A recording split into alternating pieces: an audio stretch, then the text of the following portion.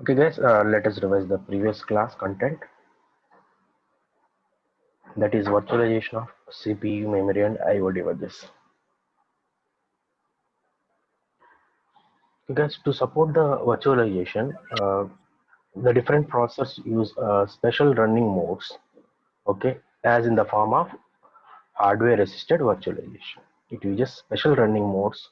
Okay, that will be done with the accomplished with the help of hardware-assisted virtualization. It uses separate hardware for virtualization, guys. That is the meaning of hardware-assisted virtualization. Guys. Okay, and one more, the virtual machine monitor and guest have the different running modes to accomplish this virtualization. Okay, all these instructions from the guest operating system and their applications will be trapped in the virtual machine monitor, guys. Okay, this guest operating system and virtual machine monitoring system will have this separate modes. Okay, all the sensitive information, okay, related to that guest operating system or application, okay, that will be trapped in the virtual machine monitor. Trapping means interrupting. Okay, whenever the guest operating system or application found these special instructions like sensitive instructions, okay, then it will trap the virtual machine monitor for execution. Okay, okay. For different process, guys, for switching from one state to another state, here trapping occurs means it will stop the execution and it will move to the another one. Okay, for that time it has to save the previous state.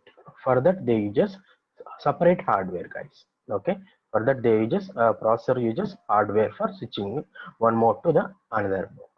Okay, there are different processors like x86 architectures like Intel and AMD will have the hardware assisted virtualization. They will have the separate hardware for taking care about the virtualization, guys. Okay, x86 architecture and Intel AMD have the separate hardware, okay, to deal with the hardware assisted virtualization.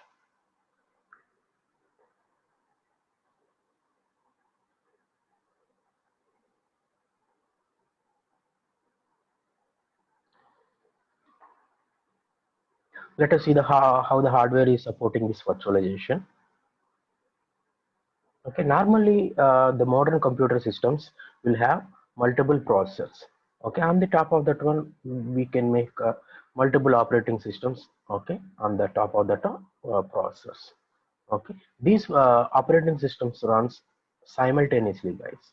Okay, for suppose one operating system on one processor, another operating system on other processors, then those will be run simultaneously. There is no dependency between the one processor to the another processor at that time. Okay, two separate processors sharing the uh, same hardware or sharing the same resources. At that time, what will happen, guys?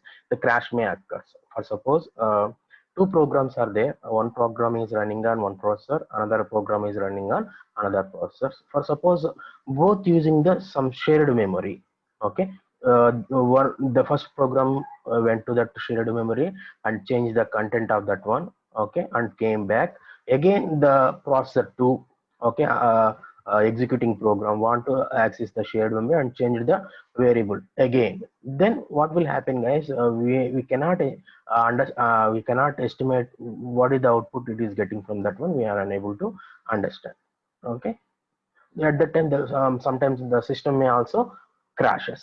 Okay, for that there is a some protection mechanism is needed for that one. Okay, for that all the processor have at least to overcome this one, the processor maintaining two modes, guys. One is user mode, another one is supervising mode, to stop this type of crashings.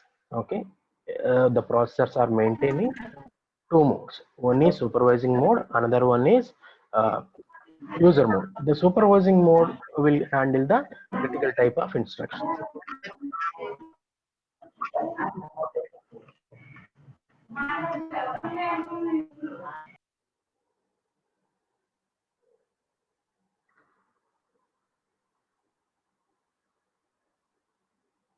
Okay, to stop this crashing, the processors are maintaining separate modes. One we call them as a user mode, another we call them as a supervising mode to access the critical hardware, shared hardware. We can say that. Okay.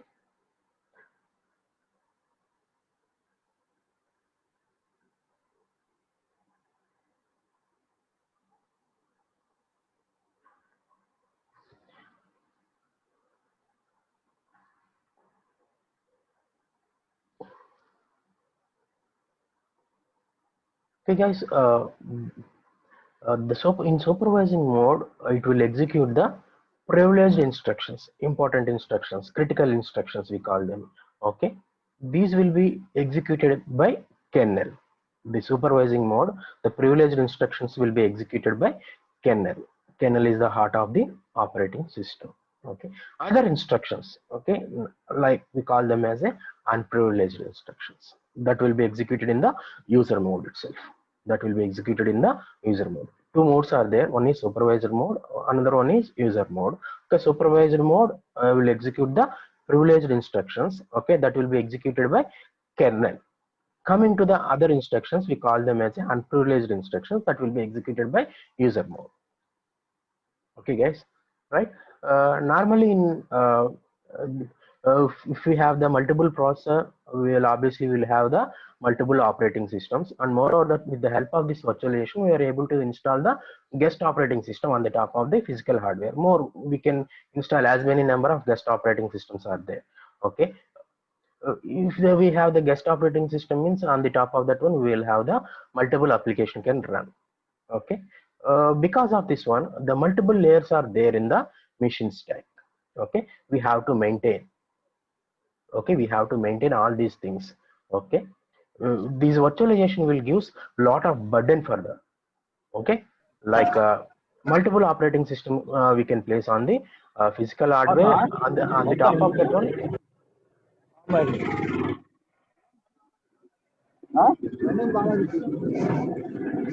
Class. remote పెట్టుకోండిరా. Okay, right. If you have the virtual operating virtualization, means we will have the multiple operating system. On the top of that one we'll have multiple applications are there, the more layers are there here. Okay, uh, that means the lot of burden for that. Okay, for maintaining that one. Okay.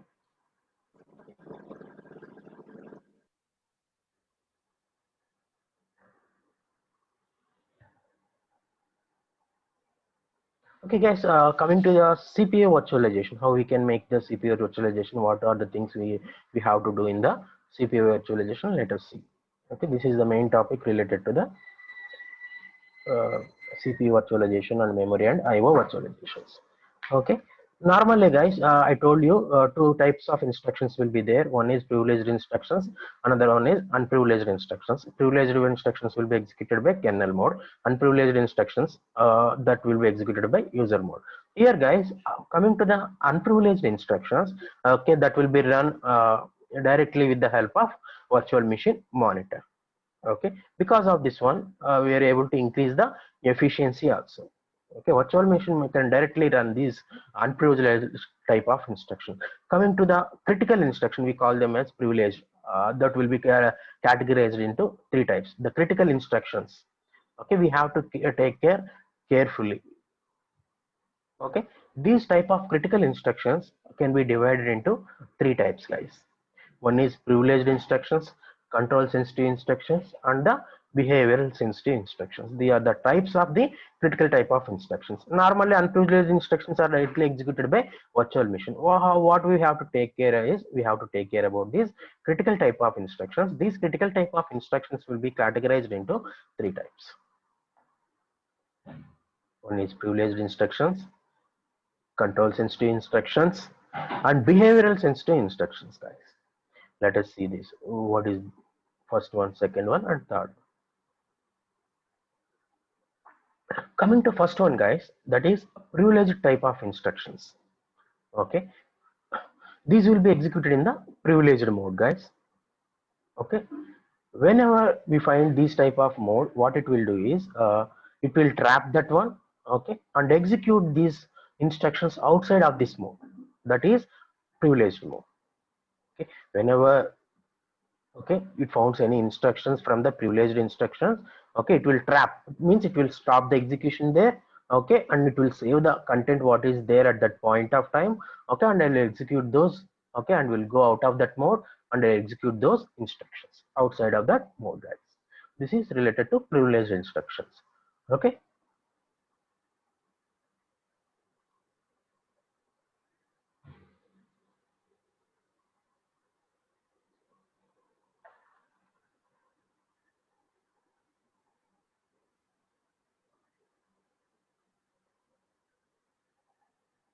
Okay, coming to the second one and third one, let us see that one. The second one is control sensitive type of instructions.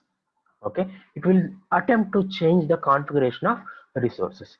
Okay, control sensitive instructions are nothing but it will change the configuration of resources. This is the second type of instructions. This is also comes under privileged type of, sensitive type of instructions.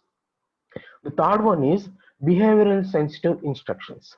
The third one is behavioral sensitive instructions. Okay, it normally, guys, this will be categorized as like loading and storing the information in the virtual memory. These type of instructions will comes under behavioral sensitive type of instructions. Okay, depending upon the behavior of, we are categorized into behavioral sensitive instruction depending upon the uh, configuration of resources. Okay, for it will be categorized into behavioral sensitive instructions, guys. Okay, coming to this one, the examples are like loading and storing the operations in virtual memory. This is the example for that one. Okay, what it will do, it will change the configuration. Okay, depending upon the behavior.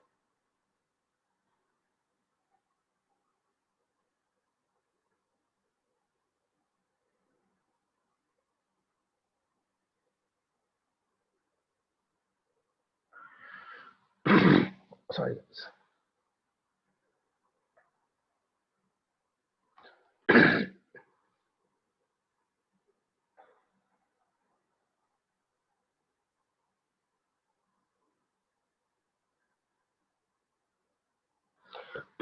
Okay, guys, and the next one is hardware assisted CPU virtualization, guys. Okay, the previous techniques like full virtualization and para virtualization, okay, uh, that will have some complications. Those will be simplified with the help of hardware assisted CPU virtualization, guys. The full virtualization, it uses binary translation and direct execution. Okay, para virtualization, it uses hypercalls and direct execution. Both will be there in this full virtualization and hyper virtualization. There will be have a lot of complications related to that one. For coming to the full virtualization, it will have binary translation. Okay, the complication. Those complications are simplified with the help of this hardware assisted CPU virtualization, guys. Okay, how it will be simplifying? Let us see. Okay, the Intel and AMD are the two types of processors. They will add additional mode called privileged mode level to x86 processors. Okay, with the help of this additional mode, guys. Okay, what is that one? Privileged mode. Okay, it will simplify that one for the hardware assisted CPU virtualization. Okay, what are the processors, guys? Intel and AMD processors adds the additional mode. Okay, one mode is reserved for this one, hardware assisted one, that is privileged mode. Okay, right here in this hardware assisted CPU virtualization, guys, the operating system will be at ring 0 and hypervisor will be at ring 1. Okay, previously in full virtualization also we have seen that one, the operating system will be at ring 0, okay, and hypervisor will be at runs at ring 1. There is no change in that one related to this operating system and hypervisor or virtual machine monitor related to the hardware assisted CPU virtualization.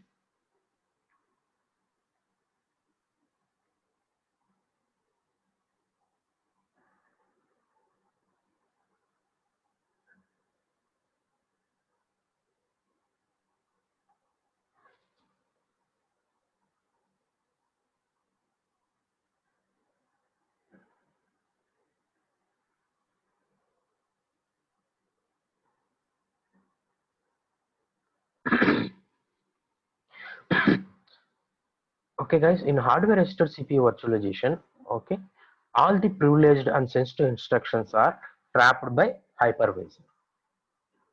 We call them as virtual machine monitor automatically. Okay, whenever it finds a privileged or sensitive instructions, okay, it will trap or interrupt the hypervisor. Means what is the execution that is doing, it will stop that one and it will save those changes somewhere.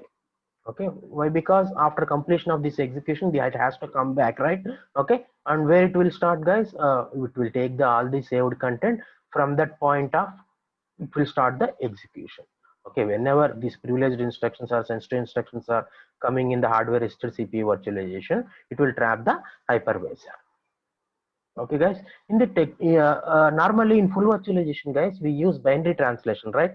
Okay, and direct execution. Okay, that will be removed in this one, hardware assisted CPU virtualization. There is no binary translation like that is we follow in the full virtualization, that we was removed here. In this way it will simplify the content that is there with the help of hardware assisted CPU virtualization. In hardware assisted CPU virtualization there is no binary translation. Okay, that is why the simplify the overall work here in the hardware assisted CPU virtualization. Here guys, like in para virtualization, in para virtualization, what it happen guys, it changes, it modifies the guest operating system, but that is not there in this case.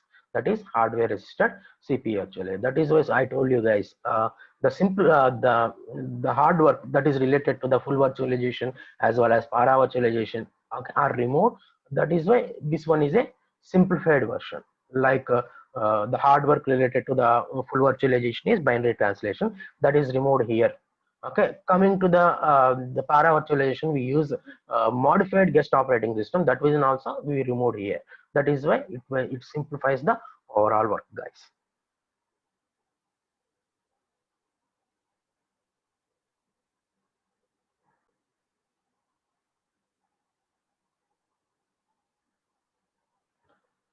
Okay, this is the diagrammatical explanation guys. Here two virtual machines are there, this one and this one. Okay, and the operating systems are at ring 0 and the application that is executed on the top of this operating system are in ring 3. This is one virtual machine and this is one virtual machine. This is the operating system that is running on the top of the virtual machine. This is the operating system that running on the top of the virtual machine. This is the apps that is running on the top of the guest operating system. These are the apps that is running on the top of the guest operating system. This is the overall virtual machine monitor. This is hypervisor guys.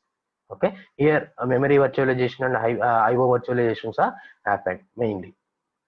Okay, the virtual machine monitor we able to create these guest operating systems, and maintaining of these guest operating systems are also done at this level. Okay, this is we call them as VMX root mode. Okay, in VMX root mode the virtual machine monitor will be are working. Okay, these are the different process CPU. Okay, CPU zeros, these are the different process. Okay, right guys, this is hypervisor and these are the guest operating system and these are the processor. This virtual machine monitor is running on VMX root mode. Okay, these operating systems that are there in the ring 0 and the application those are running in the ring 3 guys. Okay, write down this diagram guys. Okay guys. Okay, till now we have discussed about the CPU virtualization guys. Okay, hardware assisted virtualization, the different things we have discussed. Okay, the next one is a memory virtualization. Memory virtualization, other names for this memory virtualization is called virtual memory or swap. Okay, other names for this memory virtualization is we call them as a virtual memory or swap. We already discussed this topic guys. In operating system we use this virtual memory concept. Okay, any one of you, can anyone tell me any idea related to this virtual memory? Just respond guys, what is meant by virtual memory? Operating system, we have already discussed this topic. Okay, Okay guys, listen carefully. No problem if you don't know it also. Okay, I will explain. Uh, for suppose guys, normally the programs will be run in main memory, right? Am I right or wrong? The normally the programs will be executed by placing it in main memory, right? For suppose my RAM size is 1 GB. My RAM size is main memory size is 1 GB. I want to execute 4 GB of program. Is it possible? I told you, okay. Any program that you want to run, that will be placed in the main memory, that is RAM. Okay. Here my RAM size is 1 GB. Okay. I want to execute the 4 GB size project in my 1 GB RAM. Is it possible? Say yes or no. No, sir. No. Then what is the solution? Amma? Cloud. Cloud, sir. Then what is the solution, guys? Solution I will tell you guys. With the help of this virtualization concept, what we are going to do is, okay guys, mute yourself. Uh, with the help of this concept, guys, what we are going to do is, we will virtualize the secondary storage memory. We are going to use this secondary storage as a virtual memory. Okay. What I am going to do is, I will divide that 4 GB into 4 1 GBs data. Okay, 4 GB data into 4 1 GBs data. For suppose the first part is executing. Okay, that first part of this 4 GB is placing on RAM. The remaining 3 portions that will be there in the secondary storage itself.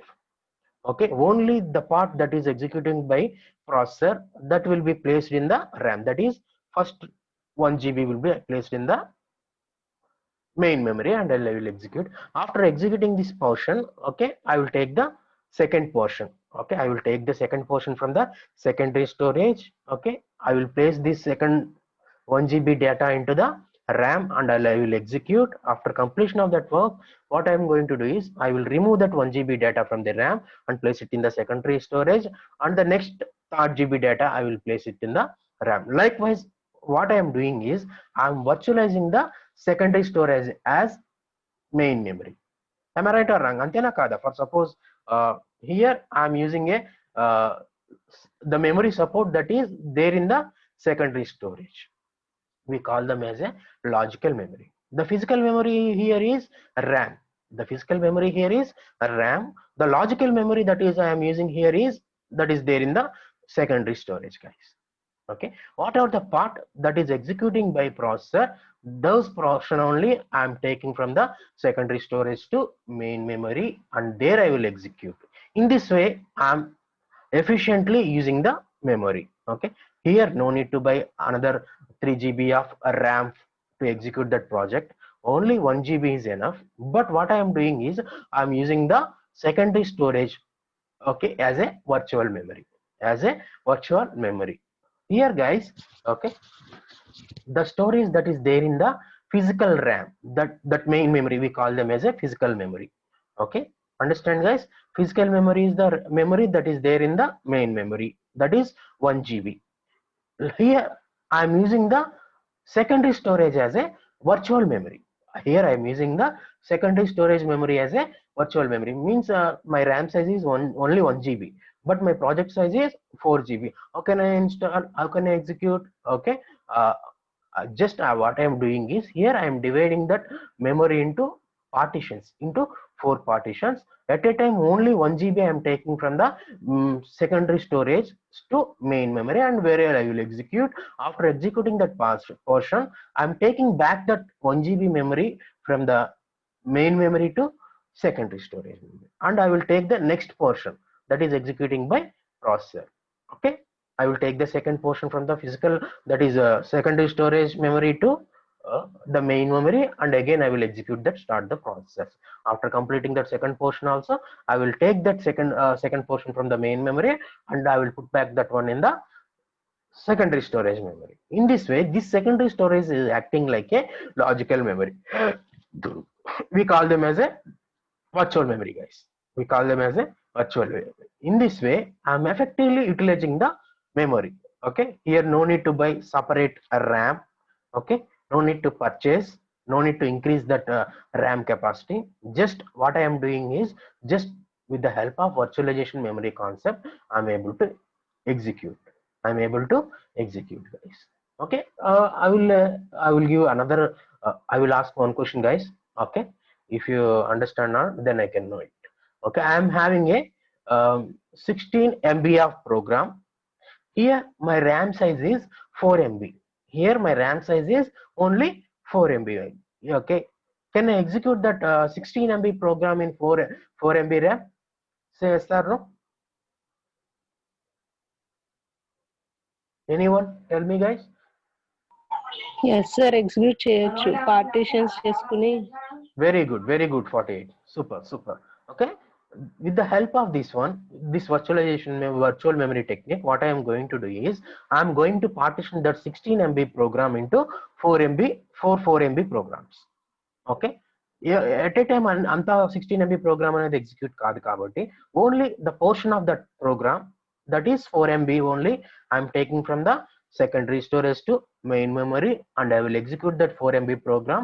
Okay, after executing that one, I will put back that 4 MB into the secondary storage, and the next portion I will take it from the secondary storage to the main memory. Here main memory we call them as a physical memory. Okay, and this secondary storage we call them as a logical memory, guys. Logical memory. What is a logical memory? The memory that is there in the secondary storage. Okay, the physical memory that is there in the main memory, guys. Okay, guys, clear? Understand, guys? Okay, what is the advantage of this virtual memory, guys? Obviously cost will be saved. Okay, we are going to increase the performance of your system also with the help of this virtual memory, guys, right?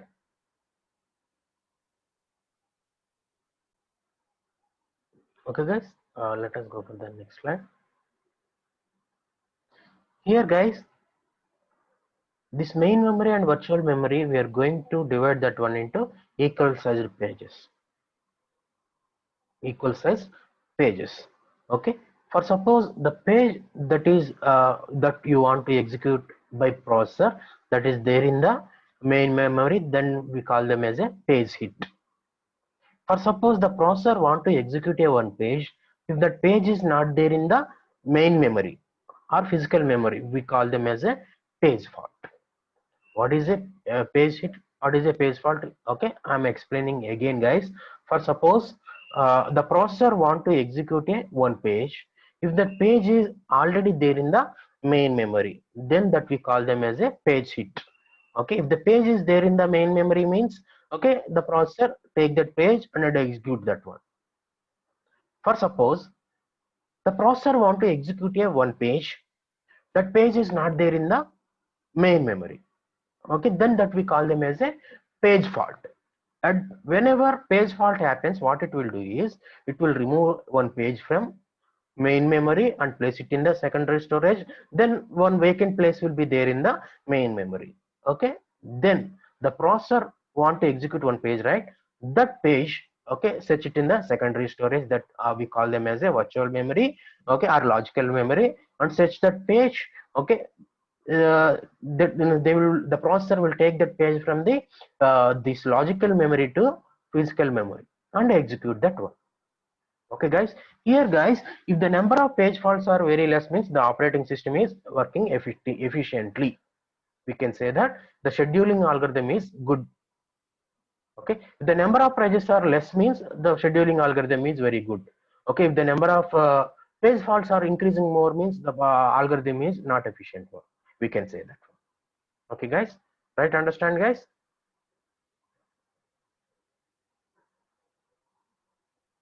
Here, with this help of this virtualization, we are able to run the programs that is more than the size of the main memory also. That is the advantage, guys. Okay, here why? Because what are the needed pages. I am not bringing in all the program that you want to execute by processor at a time into main memory. What I am doing is, guys, only the pages that is needed by processor, that is executed by processor, only I am bringing from the secondary storage, that we call them as a logical memory to RAM. In this way, I am effectively utilizing the memory, guys.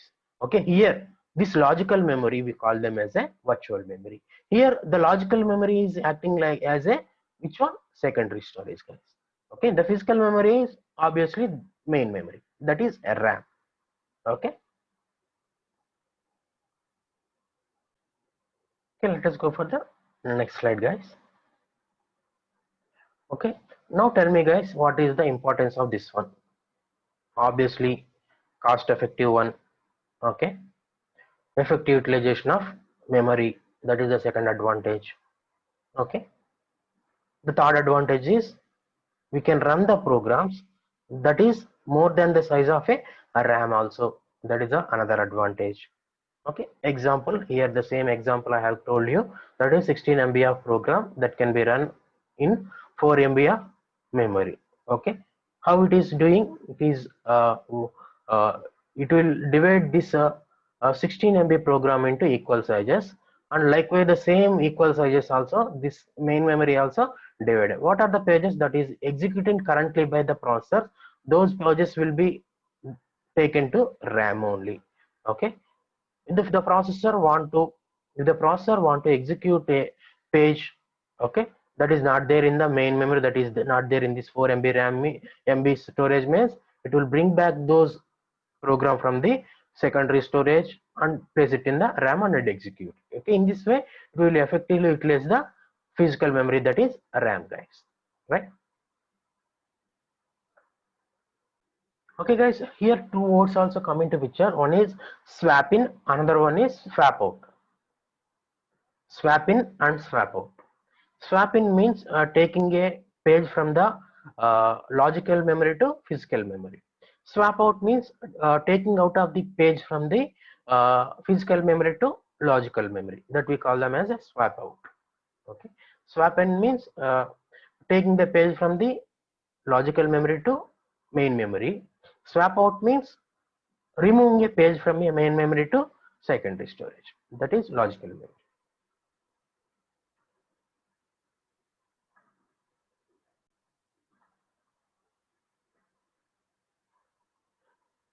Guys, this is the explanation related to virtual memory, guys. Okay, this is the secondary storage disk. Okay, and this is the main memory RAM. Here how many pages are there in the RAM, guys? 4 pages are there.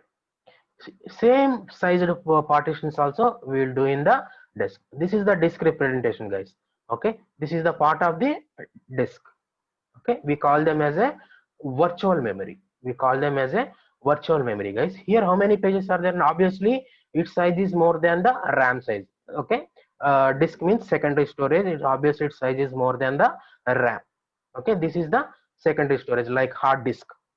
Okay, here it is having the more number of pages, like for suppose here how many pages are there? 6 pages are there, but coming to this physical RAM, physical memory, only 4 pages are there. Okay, it can at a time execute only 4 pages, but here my program size is 6 pages. How can it will be placed in the 4 pages?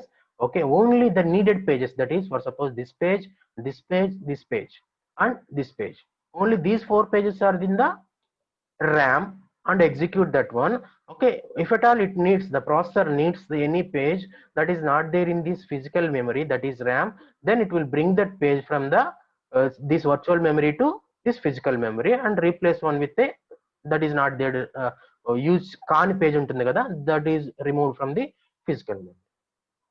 Okay, guys, once again I'm telling you, just be concentrated here. Okay, here this is the RAM. Any page that is executed by processor from this physical memory only it will execute, but here only 4 pages are there, but I want to execute 6 pages. Okay, at a time I cannot paste all the 6 pages in this physical memory, that is 4 pages. Okay, only needed pages will be there in we will bring those needed pages from the virtual memory to physical memory, and we will execute. After completion of that one, okay, what it will do is we will replace these pages with a only executable pages by processors. Okay, understand guys? Here swapping means, okay, remove taking a page from a virtual memory to physical memory is called as swapping. Okay, swap out means removing a page from the physical memory to virtual memory, that we call them as a swap out. Here disk representation is here. Okay, this is the overall disk representation, we call them as a virtual memory. This is a physical memory, we call them as a RAM. Here both are equally divided. Okay, those divisions we call them as a pages. This is one page, this is one page, this is one page, this is one page, and these are also pages, and this page and this page will have equal sizes. This page and this page will have a equal sizes. In this way the memory is effectively utilized in with the help of virtual memory guys. Okay, write down this one.